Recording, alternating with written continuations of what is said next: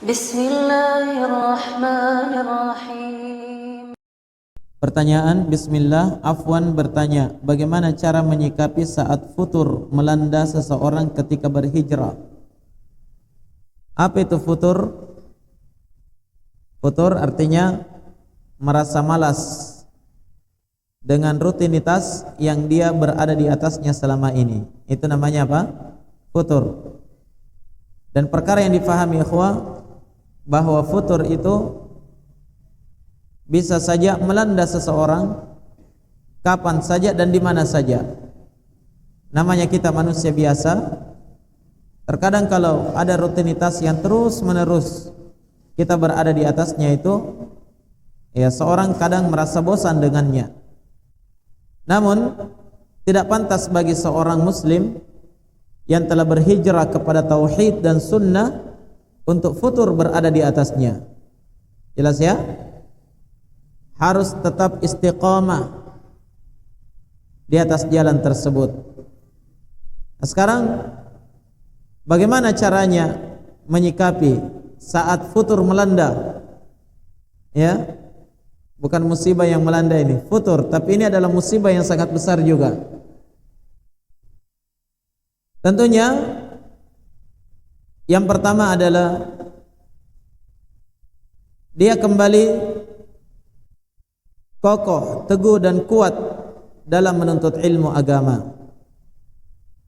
Dia semakin memperbanyak membaca dalil-dalil tentang fadail, tentang keutamaan-keutamaan, sehingga semangatnya kembali bangkit.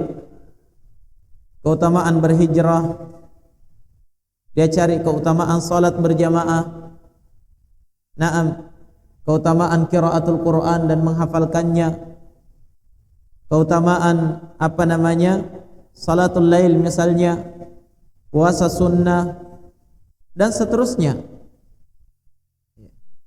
Maka dia banyak-banyak membaca tentang fadail, tentang keutamaan-keutamaan itu, sehingga semangatnya kembali bangkit. Naam. Yang kedua, seorang yang merasakan futur di dalam dirinya, muncul rasa malas, muncul rasa bosan, maka dia harusnya semakin memperbaiki hubungannya dengan saudara muslim yang istiqamah, kokoh di atas tauhid dan sunnah. Dia perbaiki pergaulannya.